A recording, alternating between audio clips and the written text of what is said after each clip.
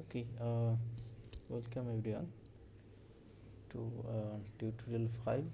So today we'll solve some problems, mostly from the assignment 5. Let's say.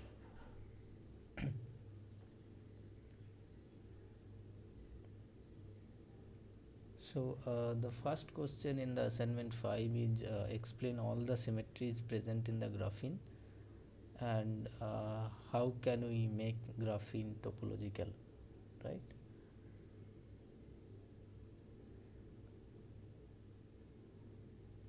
Okay, so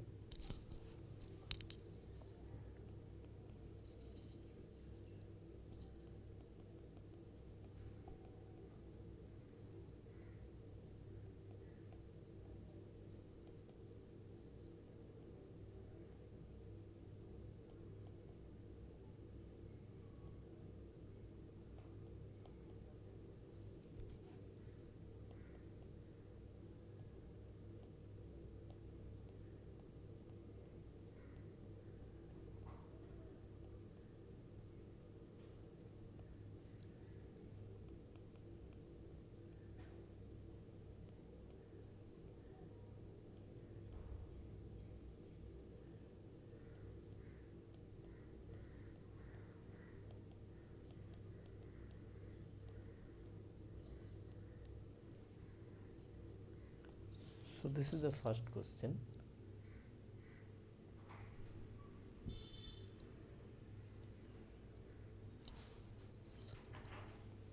So graphene, as we know, have a honeycomb structure. So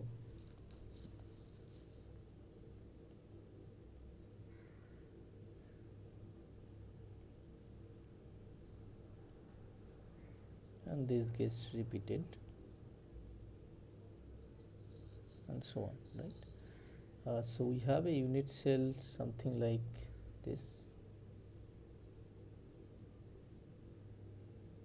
So this is the unit cell, and let's say this is A type of atom, and then another type of atom is B type of atom. Right.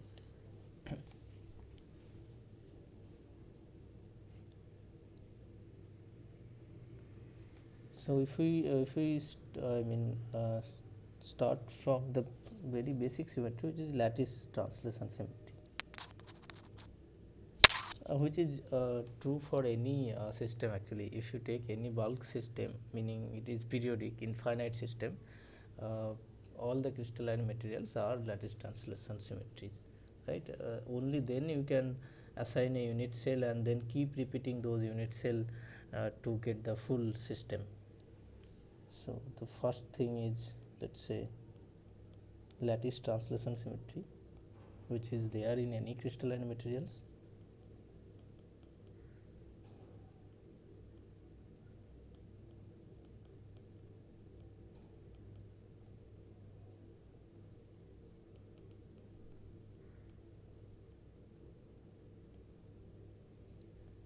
Symmetry where lattice vector, one of the choice for the lattice vector for graphene can be a root 3 by 2 3 by 2, and then a2 equal to a root 3 by 2 minus 3 by 2.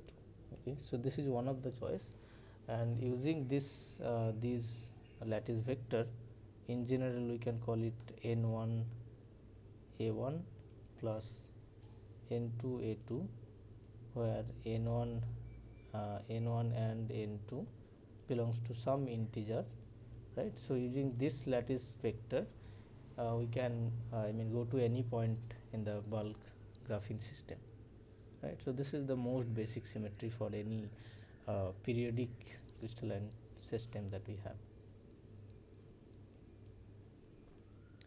And then if you see this structure, so if you focus on one of these honeycomb type of structure, uh, so let's say you have a axis which goes at the middle point of this honeycomb structure, and it is along the z direction. So this is, let's say, xy plane.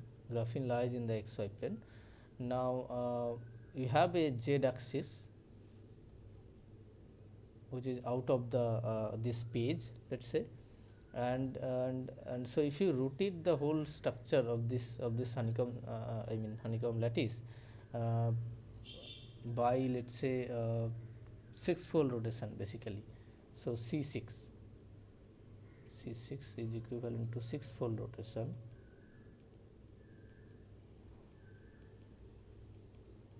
Six-fold rotation means 360 degree by 6, right? So basically it is 60 degree rotation. So if you rotate this whole structure of graphene with respect to an axis which is let's say out of this page from the middle point by 60 degree, you will get exactly the same thing, right? So that's why we call it having a six-fold rotation symmetry or C6 symmetry. And then we have some more symmetry. So for example, we also have mirror symmetry.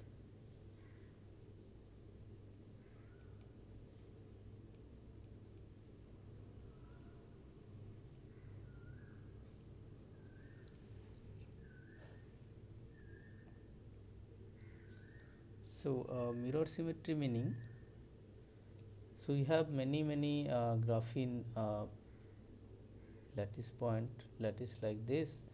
Now at somewhere, so this is in the xy plane. So let's say you are putting a mirror along the yz plane, let's say.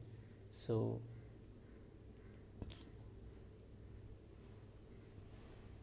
mirror at yz plane, okay,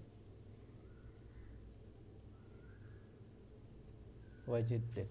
Now you will see that if you put a mirror at yz plane at some point, at any of these points, I mean center of this, let's say through this center, you will see that it gets repeated. I mean once you see the reflection, it is exactly same as the original object. So let's say we have put a mirror somewhere here, right? So the drawing needs to be more accurate, but yeah, somewhere here. So if you see the reflection, it is exactly same. That means under this mirror operation, the whole structure of graphene remains invariant. So this implies that we have a mirror symmetry. If you put the mirror in the exactly I mean 90 degree to this situation, so for example something like this, now you put mirror along the yz direction, sorry xz direction. So this was, let's say, yz, and this is at the yxz plane. So again you will see the similar thing, okay. Yeah, again you will see the mirror reflection is invariant with the original lattice. So we have a mirror symmetry at both x and y direction, okay. When we say x and y direction, it is essentially xz plane and yz plane, and this is only true for a graphene actually. I mean single layer graphene. If you see the bilayer graphene, for bilayer graphene, one of these twos are broken actually, meaning you do not have both along x and y symmetry. One of these are broken and one of these are invariant. That depends which one is broken, which one is uh, is there. It depends on the stacking order. So when you put bilayer graphene, one graphene layer on top of it, so you have a one graphene layer and you are putting another graphene layer on top of it, it can have many combination. I mean only 3 to 4 combination actually. So let's say we have this kind of structure, this is A, this is B, and it keeps repeating alternatively. So another graphene layer you are putting in such a way that B is at the point of B, the top layer of the graphene is A, let's say, right? So this is the bottom layer, and top layer graphene you are coinciding with A atom, A type atom of the top layer, okay. So this is one configuration possible for bilayer graphene, and then you can also do just B type itself, okay. So B type. So this kind of structure I mean you can make. So AB type of stacking, or A or BB type stacking, okay. So depending on the stacking order, it may change actually. So that is for the bilayer graphene, but for single layer graphene, both the mirror symmetries are there along the x direction, meaning xz plane, xz mirror plane, and the y direction, yz mirror plane. And of course it has inversion symmetry.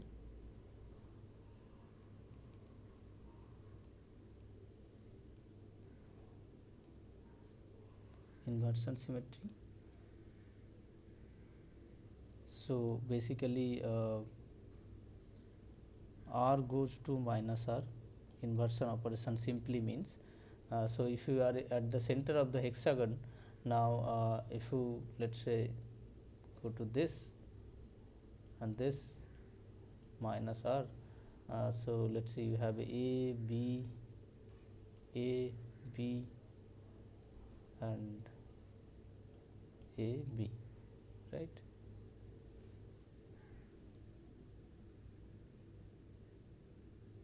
So this inversion symmetry is there.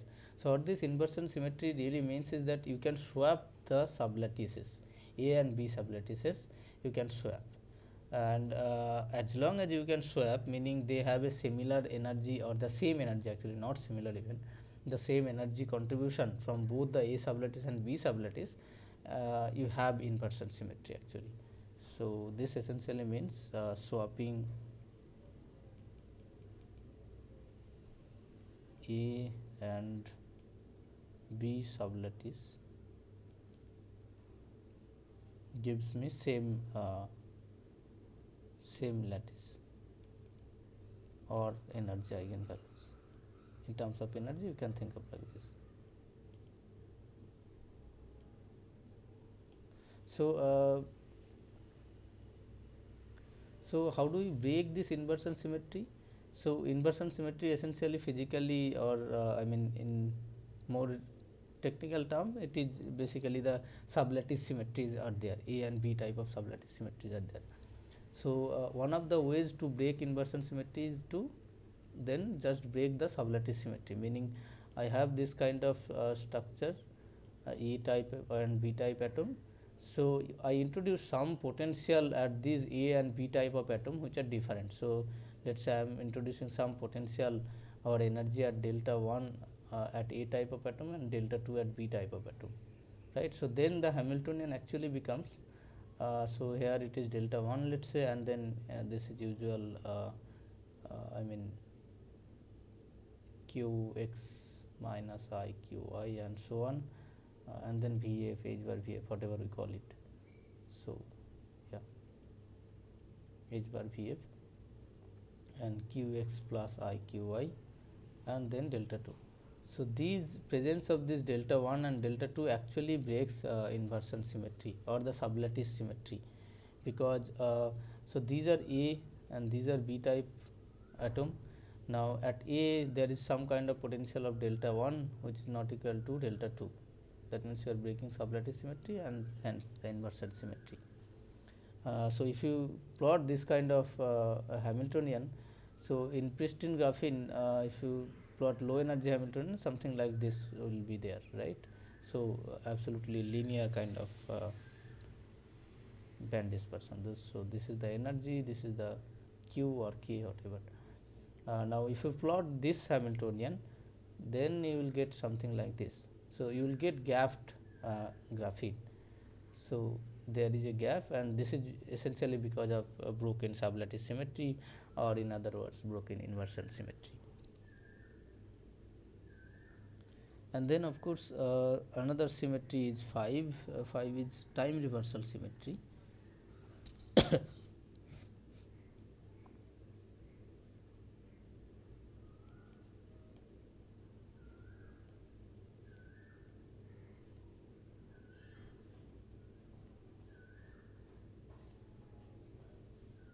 So another way, time reversal symmetry simply means that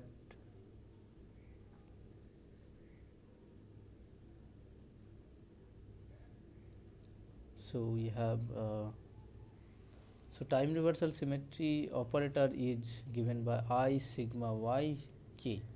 Okay, so sigma y is the Pauli matrix and k is the complex conjugation. Now if you operate on this Hamiltonian minus t, I am writing tight binding Hamiltonian, I j nearest neighbor only, a I dagger, let's say b j plus complex conjugate.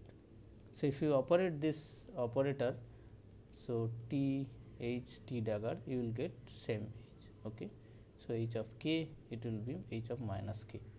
So then we say that time reversal symmetry is there. So if you do this simple calculation, you will get that the same thing actually. Okay. Okay. So this also makes sense because our system is not necessarily magnetic. So there is no way we can break time reversal symmetry. Carbon atoms are definitely not magnetic. So yeah, I mean, in the system there is time reversal symmetry.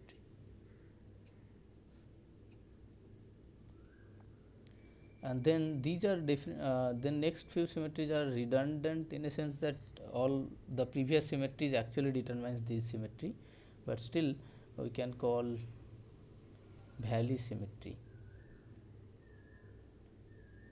And this valley symmetry essentially means that your k, so let's say you have a k around k dispersion and around k prime, these are exactly equivalent. Okay, so this is saying that the Dirac points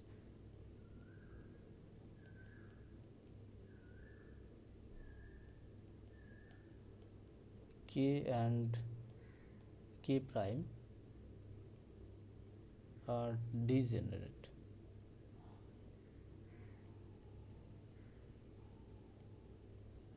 And this is actually because of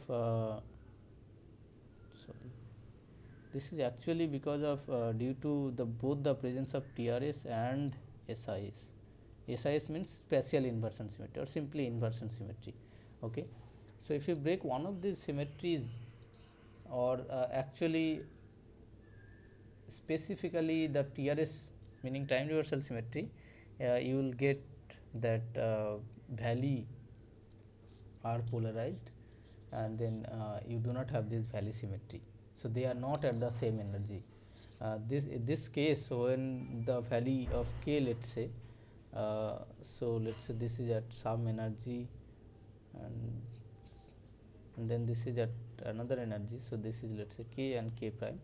So basically these points are not at the same energy. In this case we call it, it's a valley polarized station, right? So valleys are polarized in a sense that one of the valleys have more energy, or let's say Dirac point sitting at higher energy, so this is along the energy axis, this is along the k axis, let's say. So one of the valleys is sitting at, or one of the Dirac point is sitting at, rather, at high energy, and another is sitting at relatively lower energy. That means the valleys are polarized. Okay, and then another symmetry sorry,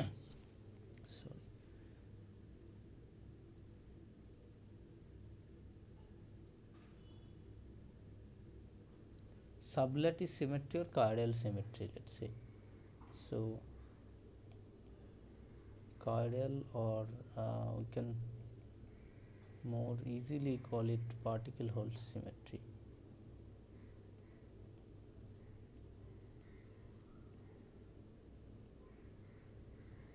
So what do you mean by particle hole symmetry? So particle hole symmetry means that the positive energy and the negative energy will look like same. Okay, so suppose I have a Fermi energy here exactly at the zero energy, let's say, and this is again energy axis, and this is again k axis.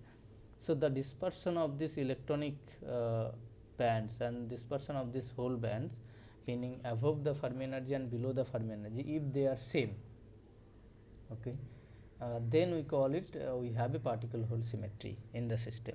So in piston graphene we have a perfect, I mean, both the bands, upper bands and lower bands, are exactly sort of opposite to each other. So this you can also see from this energy expression, which is plus minus h bar v f q, let's say, right, mod q or mod k, whatever you want to call it. k or q. So basically q we take as k, small k, the Bloch momentum minus k, right? This is the Dirac point. Now I mean, for convenience we sometimes express q itself as k, and implicit assumption is that this k is expressed uh, from the Dirac point. Okay, so this whole expression we assume, I mean, we keep in our back of my mind, and we just put always q as k. Okay, so basically these are the two bands, I mean low energy bands you have, and they are exactly opposite to each other, right? So you have one band at which goes like h bar vf k, and then another band at h bar vf k, right? So exactly opposite to each other in sign, so we have a particular symmetry. Now all of these symmetries can be broken depending on uh, which kind of perturbation you give, or which kind of I mean, yeah, which kind of perturbation or which kind of electric field and so on and so forth you give. So for example, you can break the lattice I mean six-fold rotation symmetry uh, by stretching the graphene from one end and compressing from the another end and so on, exactly at the 90-degree. So you are so you have this kind of thing, and you are stretching from this end, let's say, right, and compressing from the 90-degree angle. Then you can of course break this six-fold type of symmetry, because then the system will be deformed. Then you will not have this six-fold rotation symmetry, and then mirror symmetry also will be gone. Inversion symmetry you can, for single layer graphene, as I said, you can break by putting different sublattice potential or self energy terms around A type of atom and B type of atom, which in experimental scenario people sorry, people usually do it by placing graphene on top of HBN. Okay, so HBN has a similar structure, exactly honeycomb type of structure. In fact, the lattice constant for HBN is also very similar to lattice constant of graphene, HBN graphene, and so they really matched quite well. And because HBN, in HBN there are boron and nitride or nitrogen atoms are there in alternate case. So this is boron, this is nitrogen.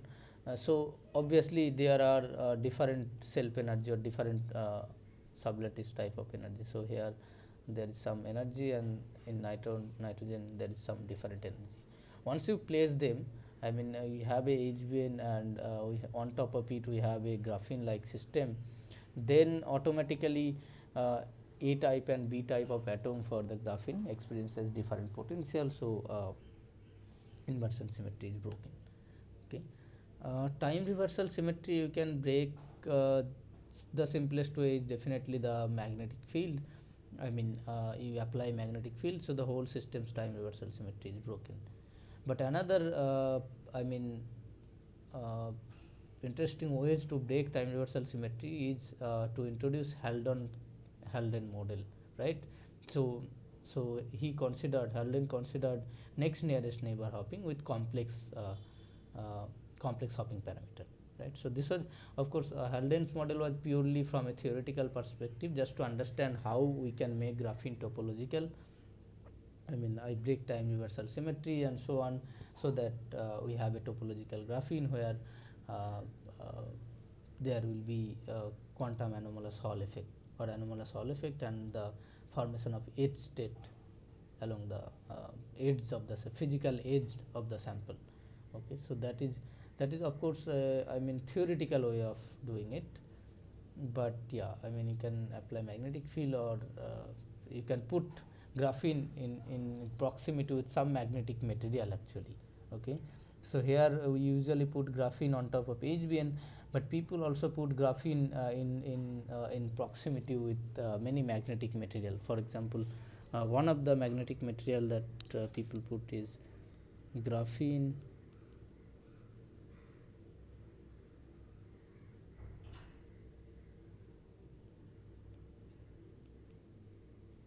graphene Cr2 Ge2 Te6. Okay, so this is one of the material, and there are many other material that exist, which we can put. So so this is an ferromagnetic insulator actually. Okay,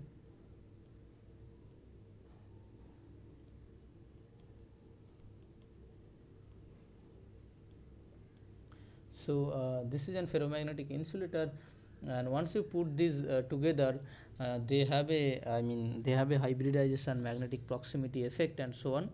And people have calculated using first principle calculation, which we also call density functional theory, and so on, and proved that the conduction of this combined system, graphene Cr2 Ge2 Te6, still happens through the graphene layers. Okay, so the conduction are happening through the graphene electrons, but because of the presence of ferromagnetic insulator, the whole system becomes time reversal symmetry basically broken, and then we can get quantum, I mean, anomalous Hall effect, and so on.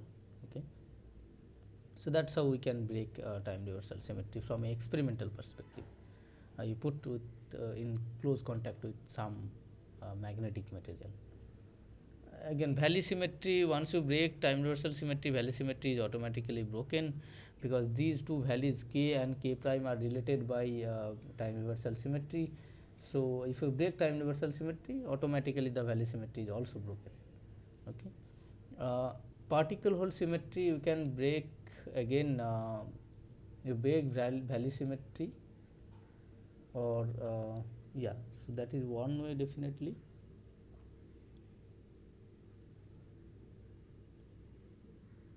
And you take also, so the particle hole symmetry you can also break by considering next nearest neighbor hopping. Okay, you don't even need uh, complex hopping as Haldane considered. You simply take next nearest neighbor hopping, next nearest neighbor hopping,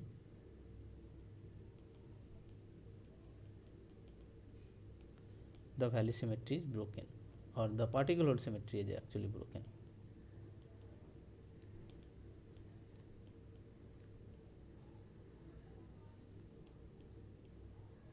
So I can show you some figure maybe from the Google itself.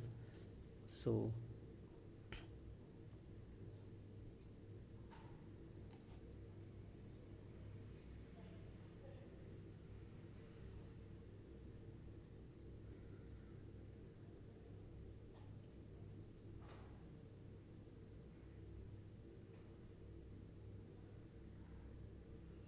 sorry, what happened?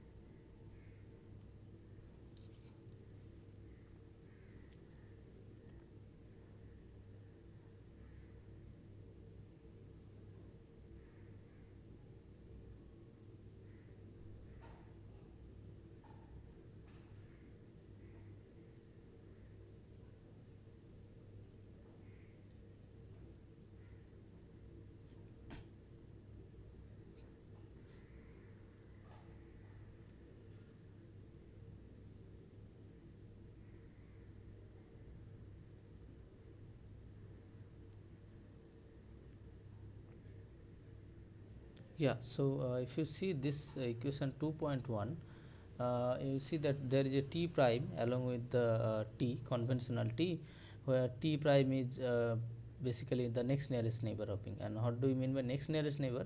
So usually we consider these three, delta 1, delta 2, delta 3, where a to b or b to a hopping was considered, but next nearest neighbor means a to a type of atom, right? So blue to blue or yellow to yellow type of hopping.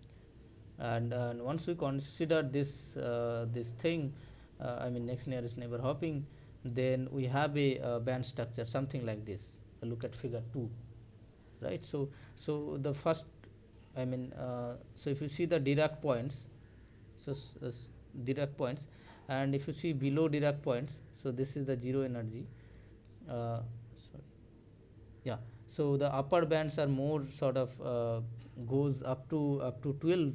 If you look at the z axis, z axis, which is energy axis, so the upper band, which is more like red blue and yeah, red blue type of thing, red yellow rather, so it goes up to 12 ev, let's say. And the lower band, which is blue line, blue color, it goes up to -6, let's say. So this means that so if you have a Fermi energy sitting at, let's say, zero energy, then the particle like excitation or the electron like excitation, which is the upper band, and the hole like excitation, which is like the lower band, are not same. So that's what we mean by particle hole symmetry. So once you consider this next nearest neighbor hopping, you automatically get particle hole symmetry broken system. Okay. Okay, so so we discussed what are the symmetries that is there in graphene, and also how we can break each of these symmetries, right?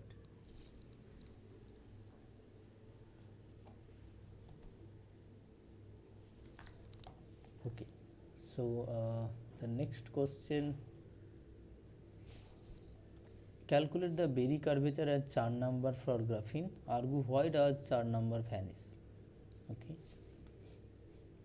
so the question is,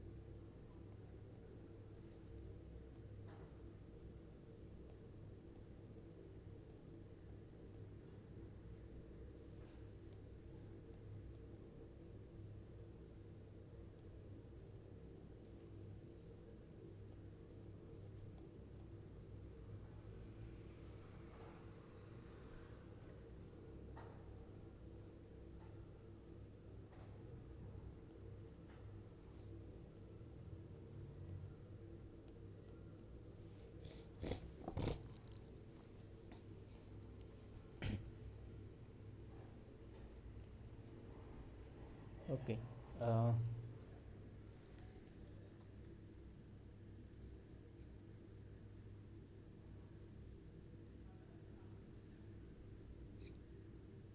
Okay, one question I think I have not answered from the previous question itself is that how can we make graphene topological, right? So we have so far only explained the symmetries present in graphene. So before going to the second question, let me answer that question.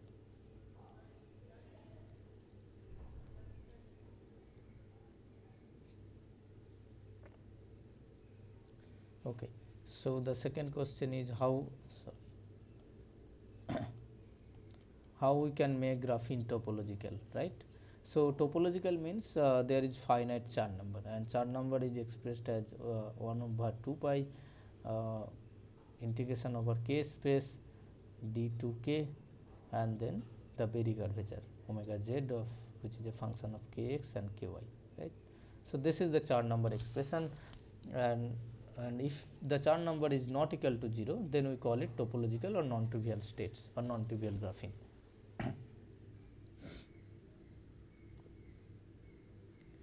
So obviously the pristine graphene is not topological. In the next question itself we can calculate, we will calculate.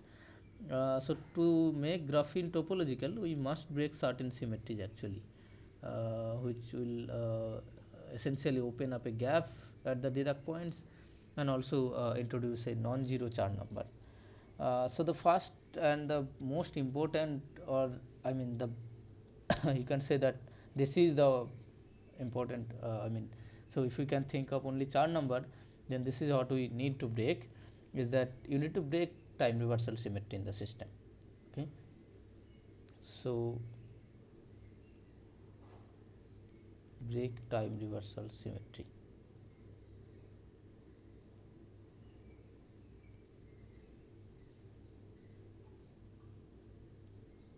And so essentially we are aiming to have a system, have a graphene system itself, so that whose Chern number is not equal to 0, right?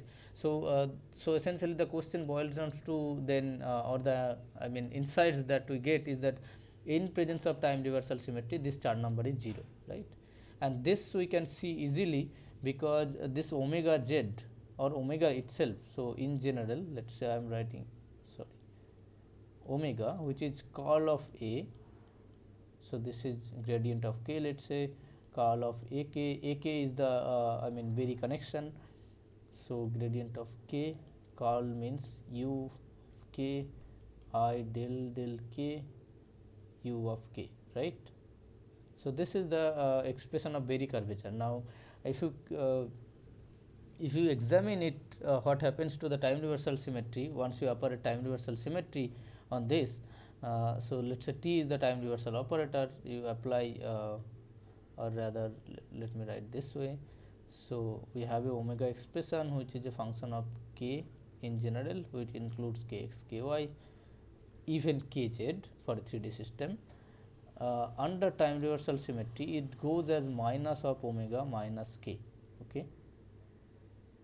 So this is the symmetry relation for under time reversal symmetry. So if you have a time reversal symmetry in a system, if you calculate the Berry curvature of that system, so the Berry curvature under time reversal symmetry in general, actually this is even independent of the system, Berry curvature in general under time reversal symmetry transforms like this.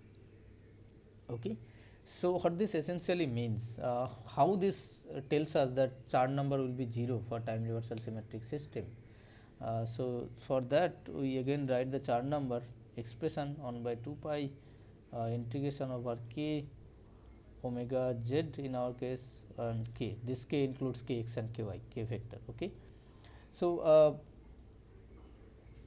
so in a pristine graphene we have a time reversal symmetry. So in pristine graphene this relation will be followed by Berry curvature. Okay, and this is a general relation, by the way, independent of any system. Okay, so then this integration can be divided into two parts. One is positive K, okay, right? So one is positive K d2K omega z of K plus one is negative K, meaning negative values of K, let's say. So d2K omega z of K. Now what we can write, just little bit of mathematical jugglery. So this is positive K, it remains as positive K, let's say d2K omega z of K, and then we can write this as plus of this negative K as positive K d2K, it doesn't changes, and omega z of so this will be minus of omega z of K, minus K, let's say, right?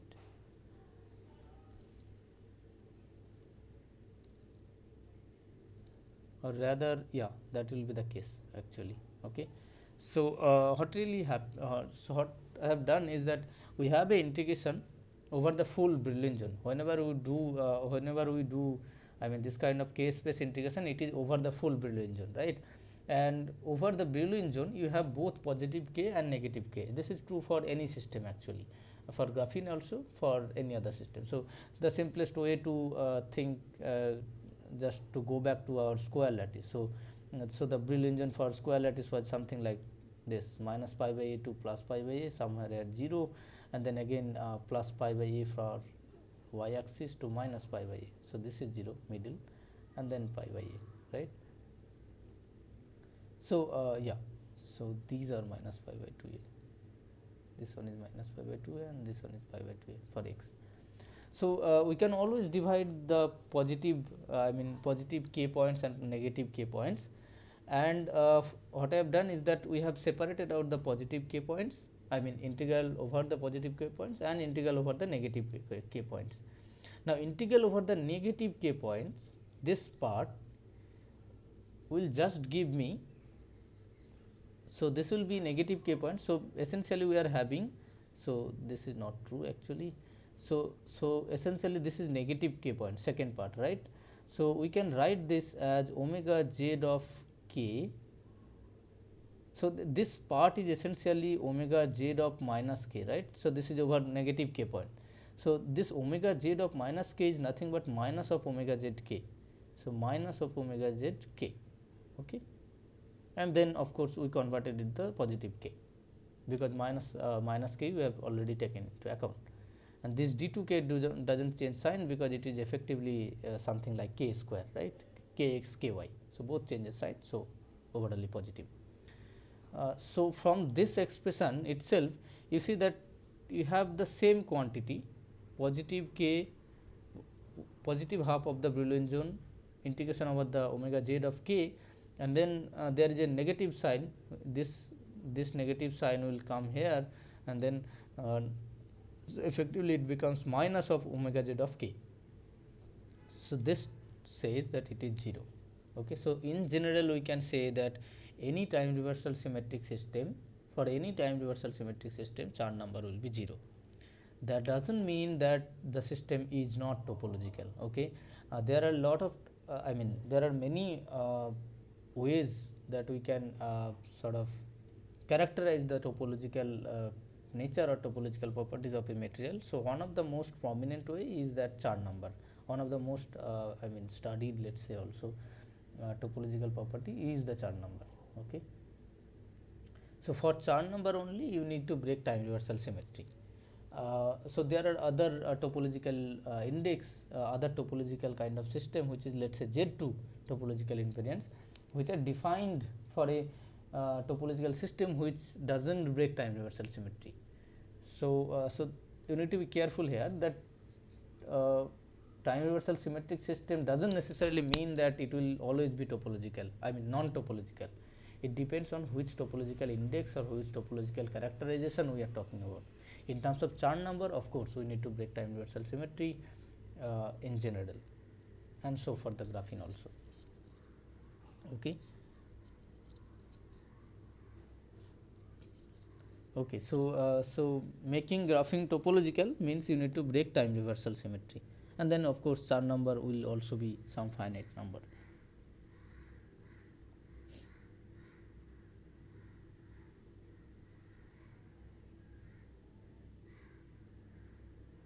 And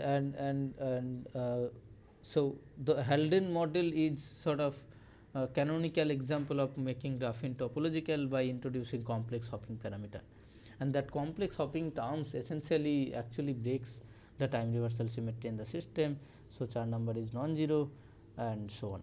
Okay. In fact, in the later part of this lecture, I mean the next week lectures, you will also see something like quantum spin Hall insulator. So this is quantum anomalous Hall insulator we are talking about, where we are essentially more concerned about the charge transport in the system, but there is also spin transport on the system. It can happen in presence of spin orbit coupling, where you can have quantum spin Hall insulator. There you don't need to break time reversal symmetry actually. Okay. So we can have I mean another kind of topological system in presence of time reversal system, I mean symmetry.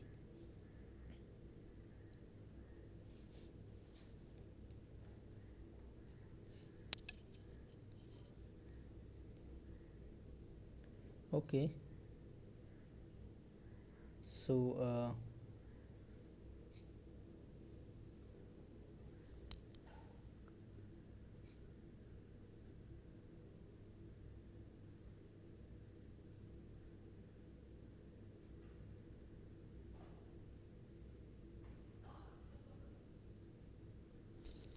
okay, so the next question is calculate the Berry curvature and Chern number. So we have a graphene Hamiltonian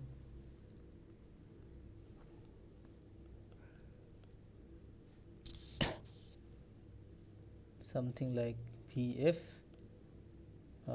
qx sigma x plus qy sigma y. And if you derive the wave function, it is pretty easy to derive. So u plus, let's say, or let's work with the valence band itself.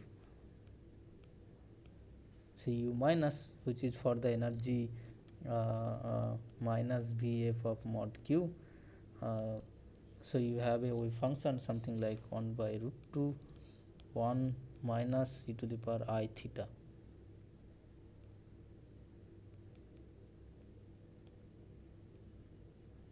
Okay, where theta is given by tan inverse qx by qy by qx. Okay, so we have this wave function, so we can calculate Berry connection for the valence band. So a minus, meaning Berry connection for the valence band, a minus of q, which is given by iota u minus of q del q, or rather grad q, let's say, minus of q. So first we evaluate grad q of u minus of q, right? So this will be 1 by root 2 and this one is 0, and then we have minus iota e to the power I theta of grad q of theta, right? Now grad q of theta is simply grad q of tan inverse qy by qx. So this is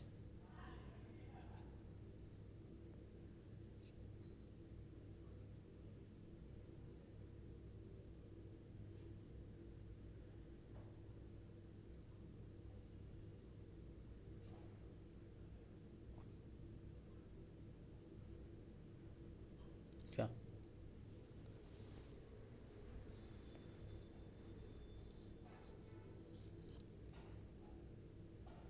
And this will have two components for the x component and y component, right? So it will be minus qy by q square, where q square equal to simply qx square plus qy square, simple mathematics, qx by q square, right? So so then we can evaluate this Berry connection, a minus of q minus iota, and then 1 plus I e to the power minus I theta, and then 1 by root 2 0 minus I e to the power I theta grad q of theta.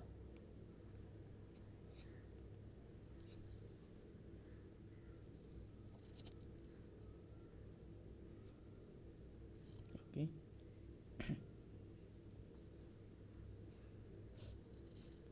So we have I by root 2 2, and then this goes to 0, and then minus of iota square is plus e to the power minus I theta, e to the power plus I theta cancels out, and then we simply have grad q of theta, right? So this means I have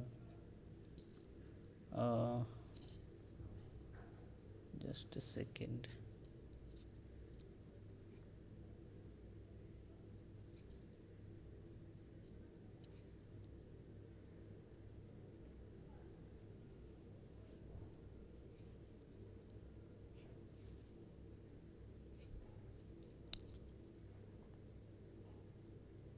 No, there is no iota here actually,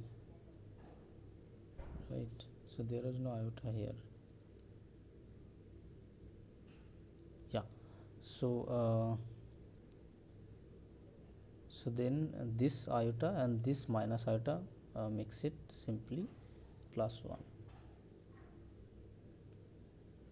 Okay, so then it is half of Actually, am I missing something?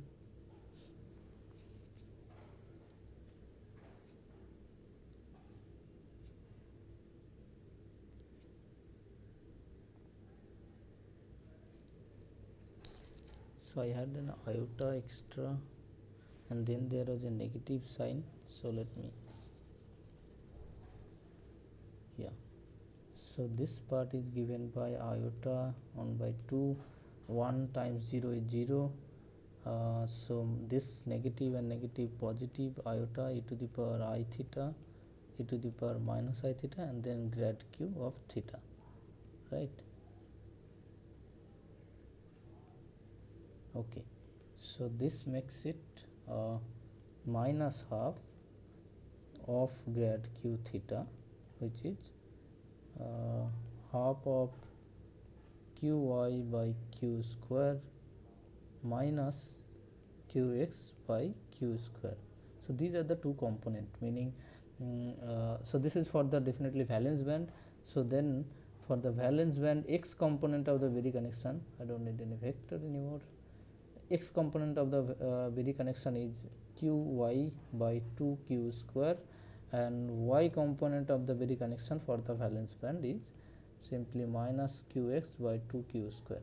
Okay, so the Berry curvature is given by curl of Berry connection, so curl of with respect to q, so it essentially translates into a minus y q del qx minus del a del qy, right?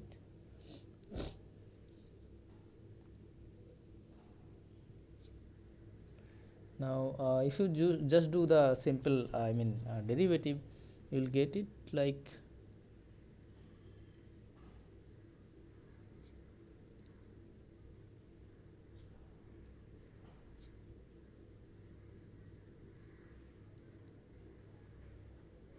yeah.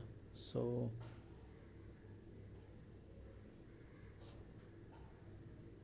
okay, so one more point I missed to mention is that this is, let's say, for the k value. Okay, okay, so this is for the k value. Now for the k prime value, where you can change the Hamiltonian something like this, Vf, and then xi is the value index. So here for k prime value we can assume this is negative, so negative qx sigma x plus qy sigma y, although the energy eigenvalues will be same, but the wave function will change and it will give me the opposite Berry curvature actually. Okay, so opposite Berry curvature and Berry connection also. So so this is, let's say, for the k value, and for the k prime value it will be exactly opposite. Okay, minus x of q equal to minus qy 2q square and so on, a minus y of q equal to plus qx by 2q square. Okay, so so once we have this opposite Berry connection, then the Berry curvature for, let's say, k value and the Berry curvature for k prime value will be exactly opposite to each other. I mean are opposite in sign. Okay, so when we do Brillouin sum or the Chern number, let's say 1 by 2 pi, we have k space sum T2k and this omega, right? And this sum is over the Brillouin zone. Now the Brillouin zone includes both the values k and k prime values. So Brillouin zone for graphene is like this one, right? Rhombus type of Brillouin zone you can think of. So there is a k point and there is a k prime point. So it includes both the k and k prime. So that means you have to integrate over k d2k of omega k plus omega k prime, right? So both the values, and it automatically gives me 0 because omegas itself are opposite in sign. Okay, so identically vanishes. And this we can also see from the general symmetry relation that I have told you, that in a time reversal symmetric system we have omega k under time reversal, it transforms as minus of omega minus k, right. Now now the k and k prime, so k and k prime Dirac points are related by time reversal symmetry. Okay,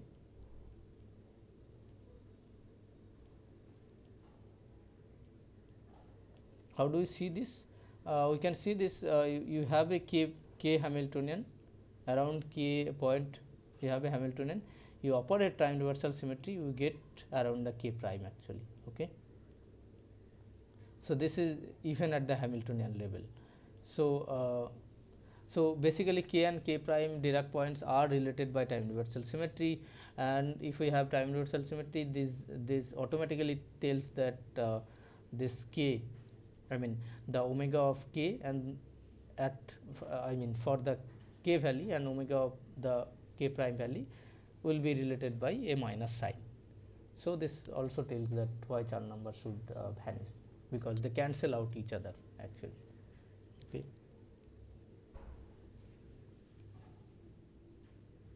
Okay, so this was the question, I think.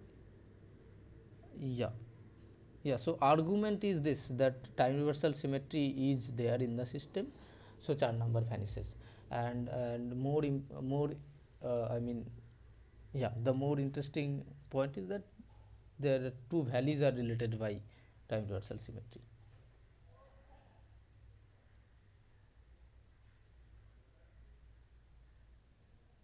Okay, so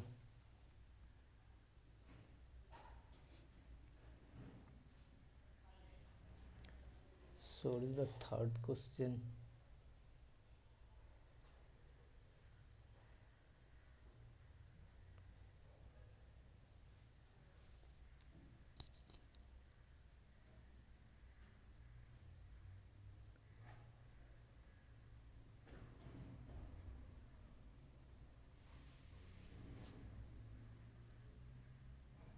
Write down the Haldane model, explain various terms, and draw the dispersion around Dirac cones for various values of the mass term.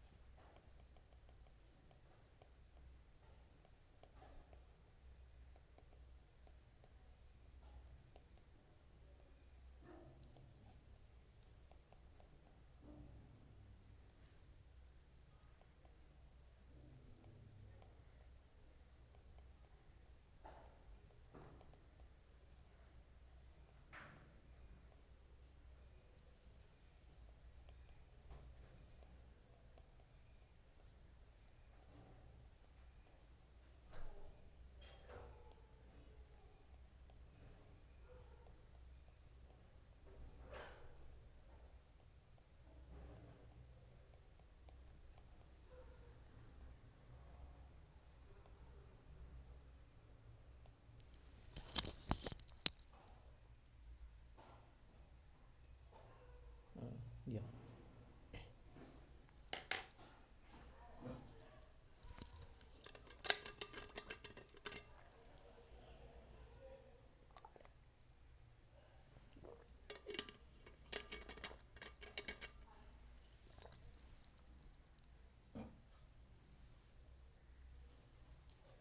Okay, so the question is write down the Hamiltonian for Haldane model, explain various terms, and draw the dispersion.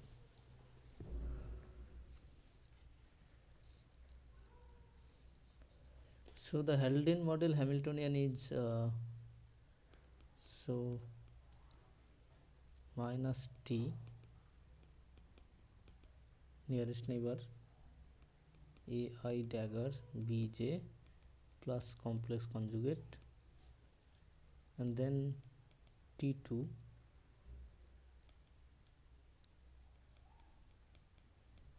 next nearest neighbor with complex hopping term phi ij, and then ai dagger ai, because next nearest neighbor are the same type of atom, a type to a type or b type to b type,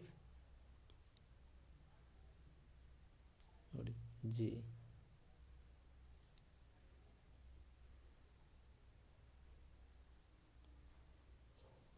plus cc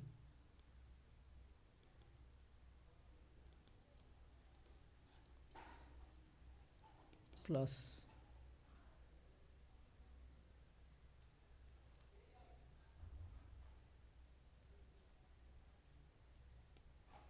m sum over I n I a minus n I b.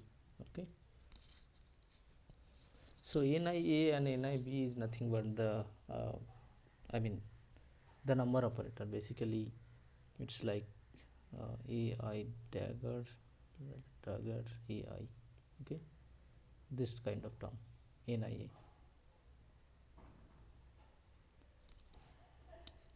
a. Okay, so the various term means simply sorry, what happened?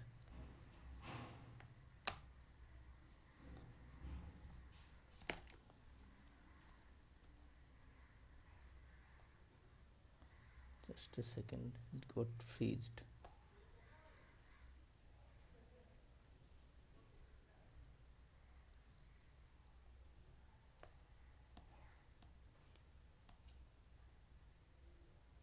It's really happening.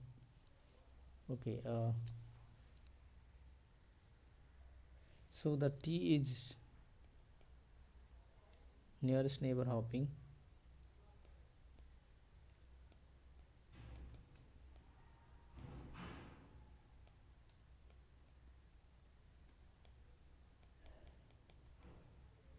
So already they are in graphene systems.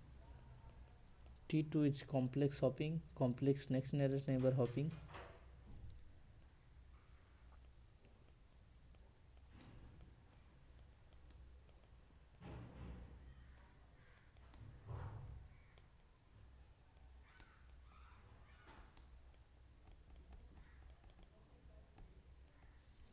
Hopping with phase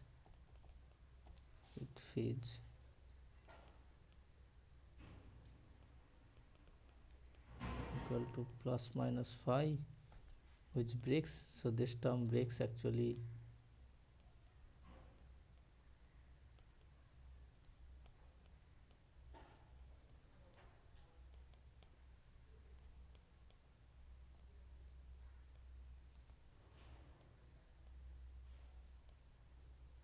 Time reversal symmetry, and M is the staggered sublattice potential.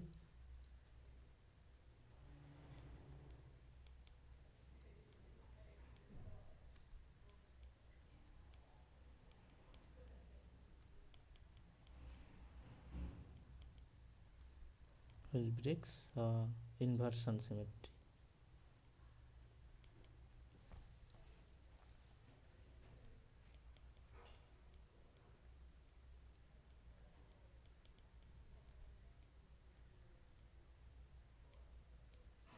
Okay, okay, I still cannot move it.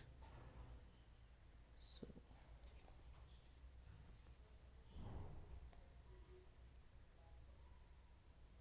yeah,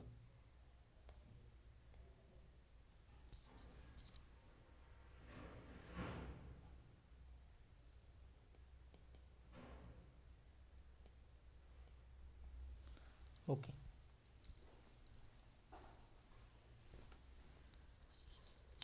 Now if you so in the momentum space, if you do Fourier transform of this Hamiltonian, this one, then in the momentum space you can write this Hamiltonian as so I am writing as a k instead of q, m 2t2 cos phi sum over b cos k dot b. So b are the basically next nearest neighbor.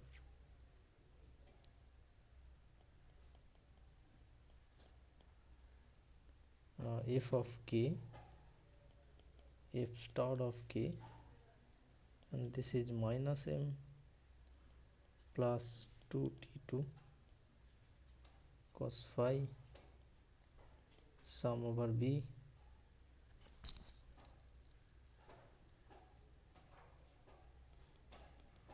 cos k dot b. Okay, so this is the k space Hamiltonian. Now near the Dirac point you can have this energy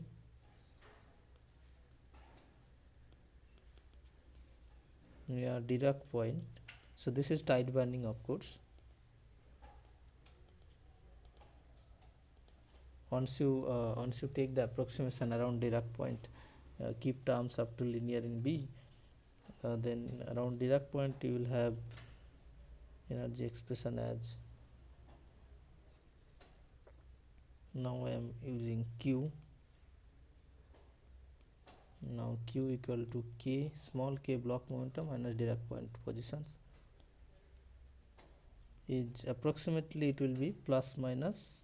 So we can do the similar procedure of breaking it down, where we approximated, Taylor expanded the fk and f prime k around the Dirac points to get to the low energy graphene Hamiltonian, right? So the same process goes here. Vfq square plus m plus 3 root 3 t2, now it will be sine phi square. Okay, now there are, depending on the various situation, you can have different kind of the band structure. So I do not have any figure to point out, but here are three important points. So when m equal to 0 and phi equal to 0, you get the gapless Dirac cone. Essentially m equal to 0, phi equal to 0 means gapless Dirac cone.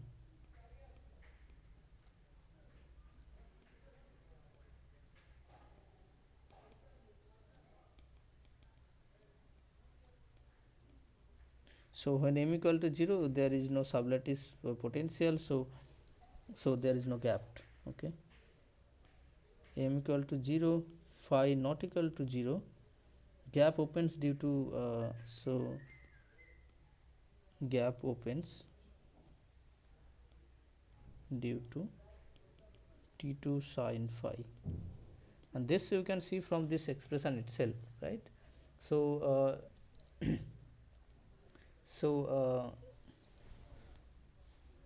let's say m equal to 0, this term is not there, but t2 sine phi is still there, right? So if you take epsilon plus of q, which is the, let's say, conduction band, for m equal to 0 and phi not equal to 0, it will be positive at q equal to 0, let's say, right? So we are seeing gap at Dirac point. So q equal to 0, you have 3 root 3, simply it will be 3 root 3 t2 sine phi, and epsilon minus, again at q equal to 0, you will have minus 3 root 3 t2 sine phi, right? So that means epsilon plus minus epsilon minus at q equal to 0 is not 0, so there is a gap. Okay, so the bands will be something like this. Okay, so this is epsilon plus, this is epsilon minus. Okay, so then another scenario we can have m not equal to 0 and phi also not equal to 0. So phi also not equal to 0. And then in this case gap opens due to both the terms m and phi. Okay.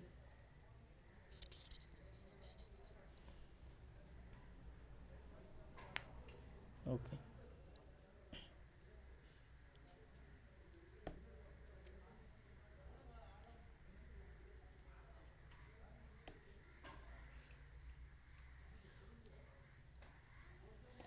So it was the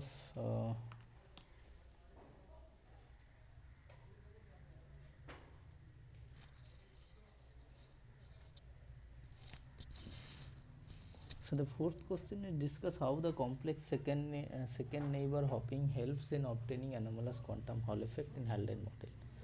Okay, so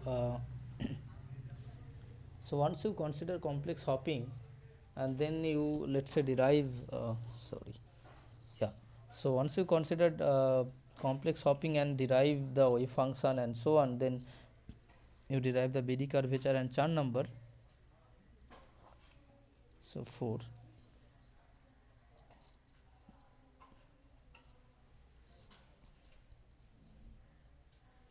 So if you consider complex hopping or Haldane model,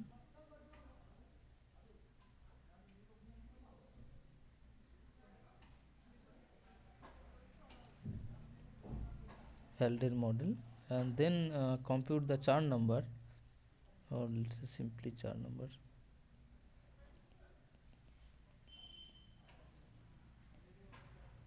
Omega z of q or k, let's say, or d to q simply.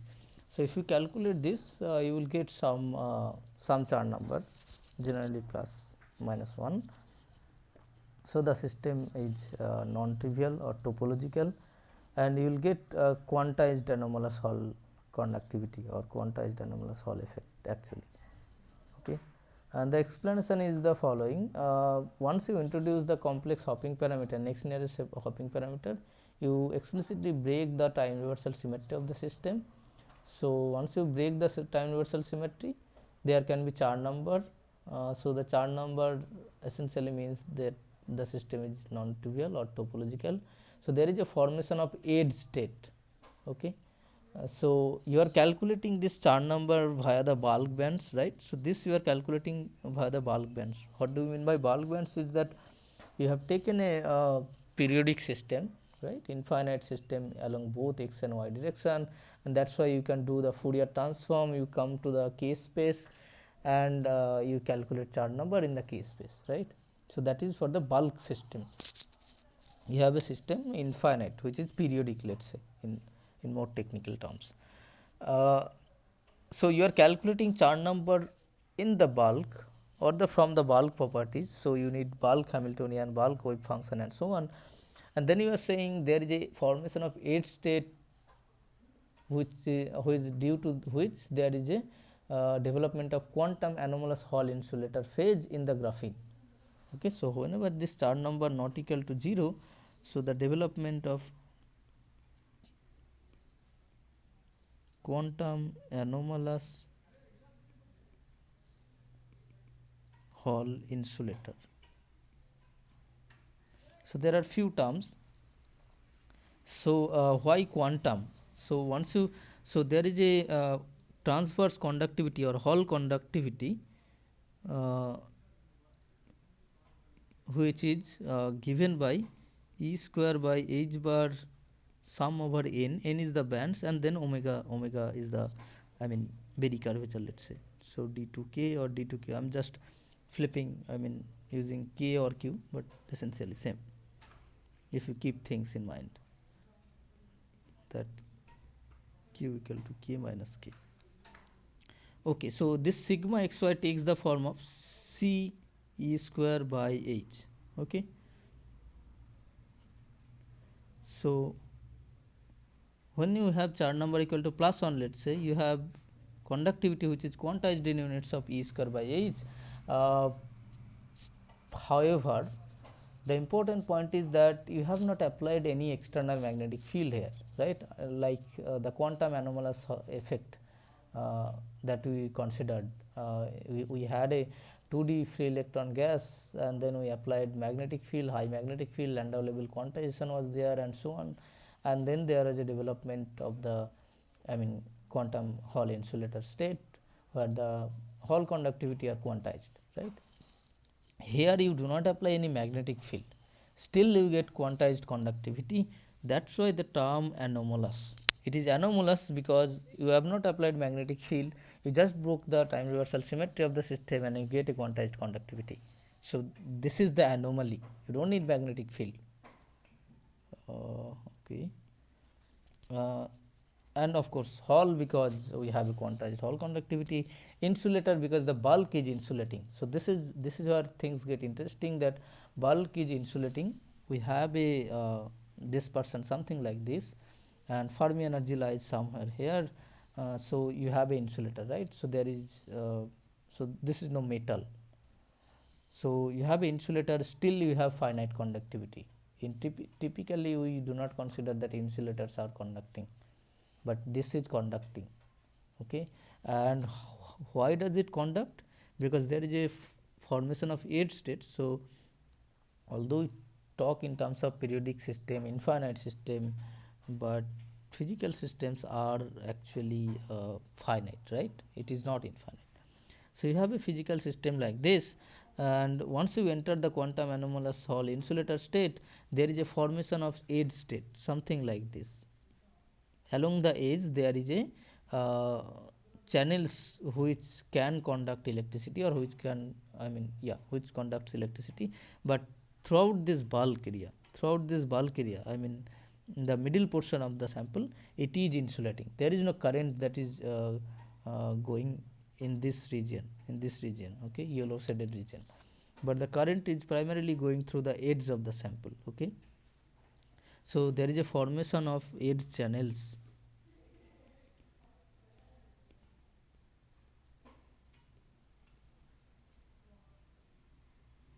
Okay. So you are calculating the bulk property, Chern number. Chern number is a bulk property.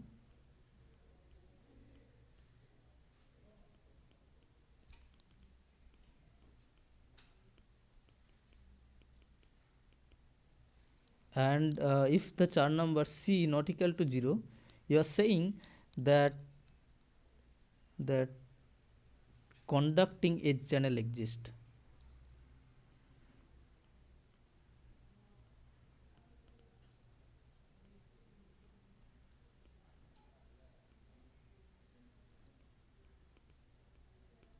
Okay. So this particular phenomena, or this particular thing, that you are calculating things of from the bulk property, and then you are inferring from that there is a formation of edge state or not. If Chern number is 0, there is no edge state. So there is no development of quantum anomalous Hall insulator state. But if the Chern number is non-zero, then we have a conducting edge channel. So this particular property is called bulk boundary correspondence.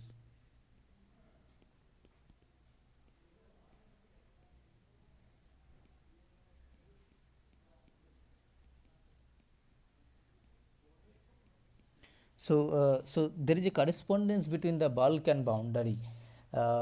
Essentially, you are calculating bulk and referring or inferring from that in boundary something peculiar happens, of where there is a conduction of current around these boundaries. Okay, so this is bulk boundary. Now the next question comes is that how do we know that there is a conducting edge channels, which is fine that it is fine that we have calculated Chern number and so on, but these are just theorems. So how do I physically know that there is a conduction happening? For that, of course, you measure the conductivity or resistivity in a physical system and so on. So you just know that there we are in a quantum anomalous Hall insulator state, still there is a current. So and since the bulk is bulk band are gapped, so bulk bands are insulating state, so the current that I am getting is only from the edge state. So that is from the experimental side, right. So theoretically also we can calculate, or we can see that indeed there is a formation of edge channels. Okay, for that we need to take finite geometry system. Okay, So meaning so finite geometry system will be there, so something like this. Okay, so these are cartoon pictures, so don't take it seriously, but yeah, so something like this would have happened. Okay, so millions of this type of,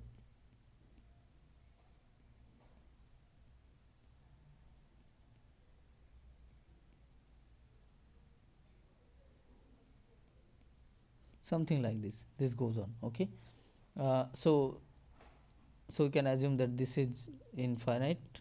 Okay, it goes to infinity, minus infinity, plus infinity, and this is broken at the edges. Okay, along the y it is broken, along the x it is continuous. So once you take this kind of finite sample, we definitely cannot have a k space Hamiltonian, because you cannot apply Bloch theorem and so on. Bloch theorem is for the periodic system only, so you cannot apply Bloch theorem and you do not have the k space Hamiltonian. Rather, you write the Hamiltonian in the real space itself. So so you take the number of atoms in your system. So literally you write the Hamiltonian A1 B1 A2 B2, something like this, right? So A1 B1 is, let's say, for the first unit cell, and you keep going until you exhaust all the atoms in the system, all the atoms in this system. This will be a big Hamiltonian, of course. It depends on the size of the system that you are taking. So if you do this and then solve the Hamiltonian for the eigenenergies, you will see that there is a formation of, there is a edge state that is there. Okay, and that goes through the bulk bands from one edge of the sample to the another edge of the sample. Okay, so that is the only way theoretically we can confirm. Mm, yeah, I mean, you calculate the Hamiltonian for in a real space and you see the energy eigenvalues. So this is a little bit tricky task, definitely, because you have a big Hamiltonian and then you need to solve it for the eigenenergy values. But a lot of ready-made software does this. Okay, so I want to show you just some software which is called quantum lattice, and you can clearly see that there is a formation of edge state once we take finite with geometry and so on. And that too, not always. Once you introduce the Haldane term, then only you will get quantum anomalous Hall insulator phase and then edge state.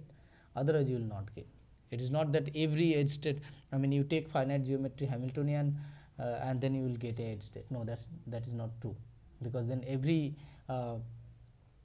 finite geometry sample will be quantum anomalous Hall insulator, right? That is not the case. You need to break time reversal symmetry, you need to have Chern number finite and so on, right? So these things we will see in a quantum, I mean, so I'll quickly calculate some,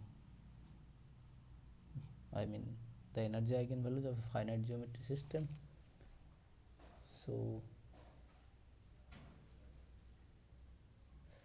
what is happening?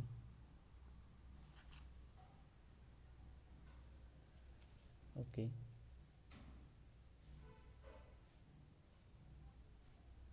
so I need to share the screen.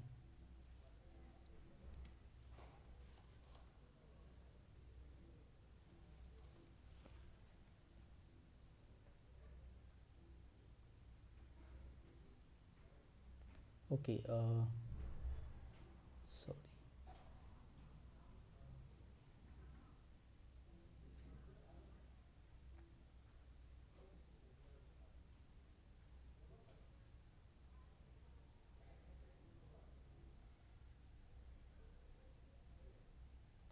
Okay, I hope you can see my screen, which is called quantum lattice.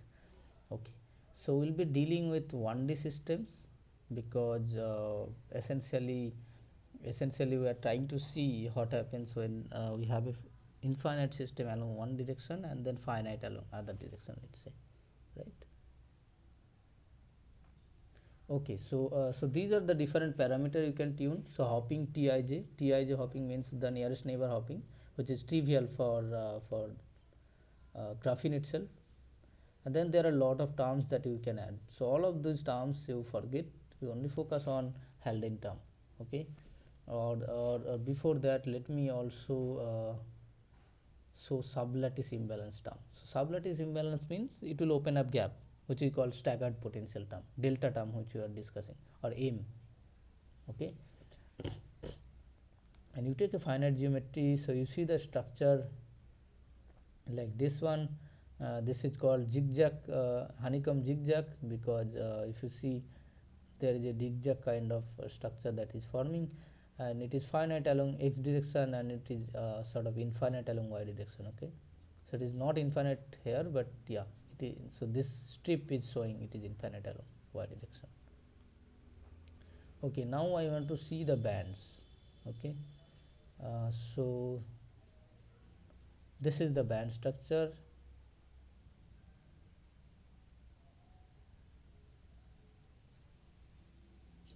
So you see, you have a finite geometry. We applied this hopping term, of course it must be there, and then we only applied sublattice imbalance, which is M term in our discussion, staggered potential. So you see that the bands are gapped, right? So you have a Fermi energy somewhere here for a graphene like system, and you do not have any bands which are sort of touching each other or overlapping with each other. So the electrons or holes will be there, and it will not be excited to upper bands. So this is essentially an insulating state, and if you do experiment with this kind of system, you will not get any conductivity. So it is an insulating state, so there is no conduction of electricity that is going to happen. So this was the case for sublattice imbalance. So now let's take, sublattice imbalance is 0. Now I need to have, we have a something, some finite Haldane potential or Haldane term, let's say. So this Haldane means so the system will automatically introduce Haldane term, okay, in the Hamiltonian. Now again the structure remains same, okay, and we want to see now the bands. You see, so you see that bulk bands, or the most of the bands are actually it is actually gapped everywhere, except the case that one of the edge channel from the lower bands goes till the upper band, and then the reverse case happens also. So these are two counter propagating edge channels. So this, for this band we have a positive velocity, right, del E del K, let's say, and for this bands we have a negative velocity. So there is just two counter propagating edge channels, right, and because of these edge channels, even if the Fermi energy here, there are always some electronic states to conduct the electricity. So this is the edge channel that we are getting.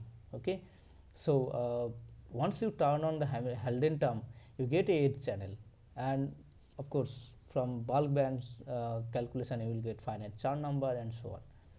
But finite geometry calculation shows that there is a formation of edge channel, which is the cause of conduction of electricity. Okay, and what is more important, that once you turn on the sublattice potential only, it will not give you edge channel, but you need to turn on the Haldane. Now let's see what happens when you turn on both sublattice potential as well as Haldane model. Things are still same, qualitatively at least. There is still edge channels. Okay, so there is still, it is quantum anomalous Hall insulator. So for quantum anomalous Hall insulator, you need this hopping, which is already there in graphene, and the Haldane term. You don't need sublattice imbalance actually. If you have it, still it is a there is a edge state. If you do not have it, that is also fine. Okay. Okay, so this was the thing that I wanted to show, that how really the edge state actually forms. Yeah, so that you can calculate from the finite geometry Hamiltonian and so on. So this particular software does it in the background. Okay, yeah. So let me stop sharing this one.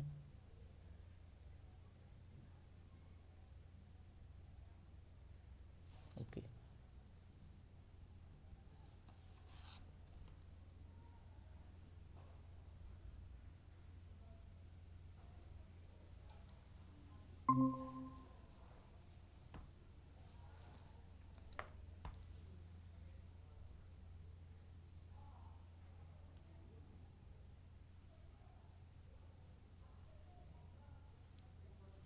Okay.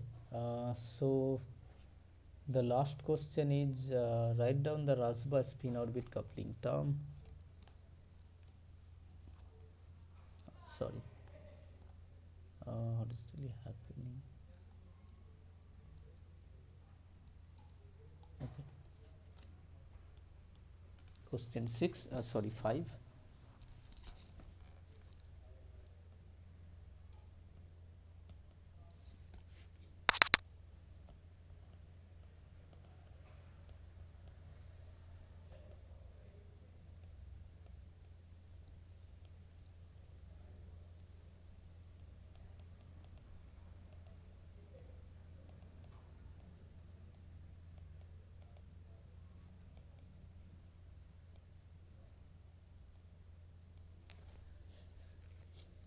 Explain the notations and additionally assuming a parabolic dispersion in 2D, write down the Hamiltonian including Rashba term, solve for energy.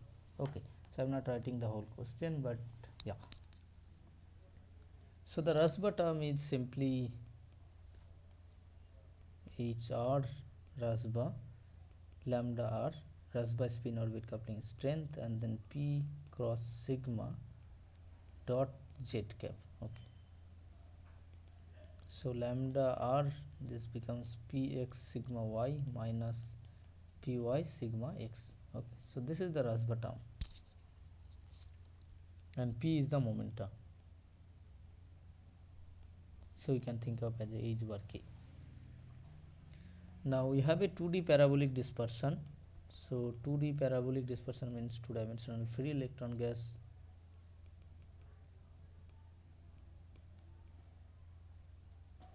by 2m, and then the total Hamiltonian is simply h0 plus this Rashba term. Okay,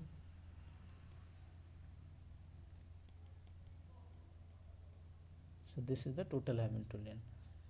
Now you need to derive or solve for the energy. So the Hamiltonian looks like h bar square by 2m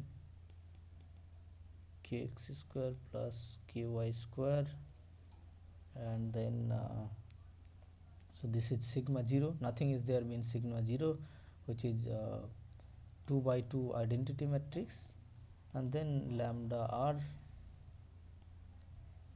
this will be 0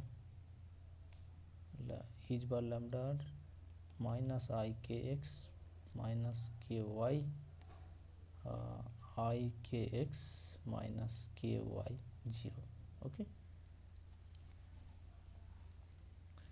so for the derivation of energy we just simply need to have determinant of it and find the energy. This is a straightforward thing. The energy expression you will get is h bar square k square by 2m, simply the free the electron 2D Eg term plus minus lambda r of h bar of k. Okay,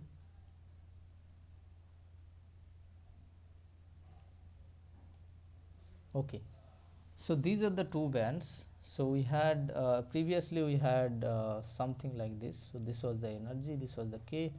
So we have parabolic bands, right? Now we have one band is looking like this and another band is something like this.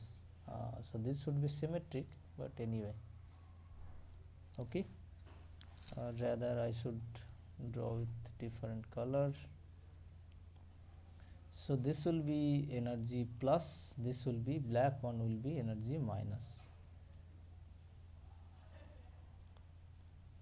Okay, so this is the k direction, this is the epsilon direction. So one band is exactly similar to the previous case, 3 electron case, and another one is a little bit W type. Okay, now this is actually the correct bands once you plot with epsilon versus k. Okay, k is I mean I mean the mod k. Okay, so when you take mod k, of course you do not have this part actually. So there is a little bit subtlety that I am mentioning here. So this part you cannot have once you have a mod k, because these are the negative k, so you cannot have negative k, right? Okay, now in lot of places you will also see the band something like looks like something like this. uh, Something like this. Okay, yeah.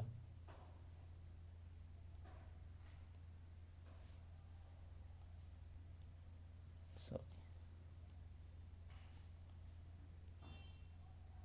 okay, uh, so this is actually uh, I mean when the bands are projected, spin projected bands actually. Okay, or when you are plotting epsilon with respect to kx or ky. Okay, so any of these when you plot, then you will have this kind of bands. Or when you are plotting with mod k, where this part will you cannot have, because mod k is always positive, then you will have this kind of bands, which is here also you can see.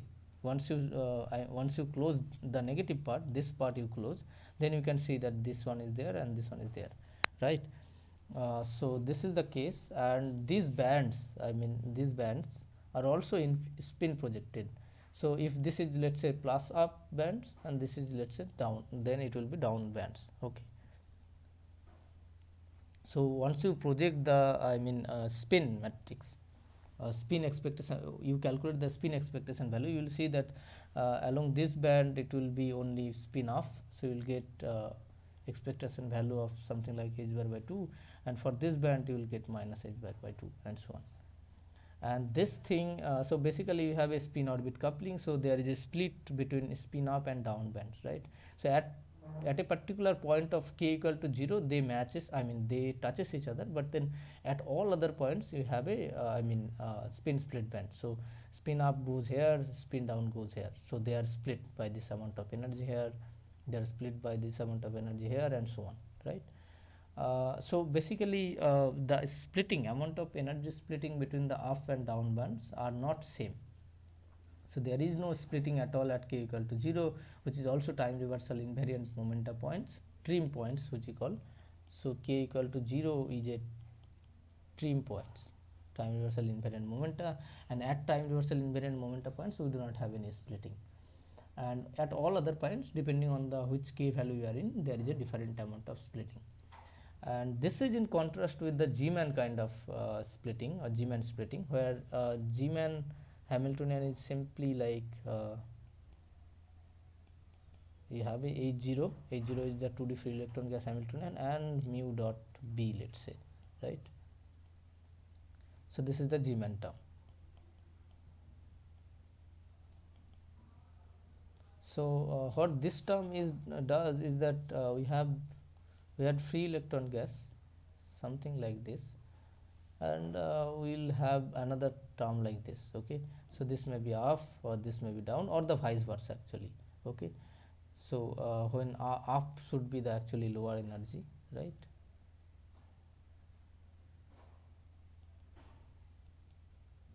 And so on. Okay, it depends on the choice of sign actually. You take here negative or positive and so on, and you take mu as negative or positive and so on. But again, so the key point is that you will have a throughout the key points you will have a similar dispersion. I mean, similar dispersion and same amount of splitting. So you calculate splitting here, calculate splitting here, here, it will be same. So that's what the G-man term does. But in contrast to this, Rasbach term does something more. Okay. Okay, so I think these were the things to do for assignment 5. Again, if you have any question or queries, you can email me at sunidhi@ac.in. So we're stopping for today. Okay.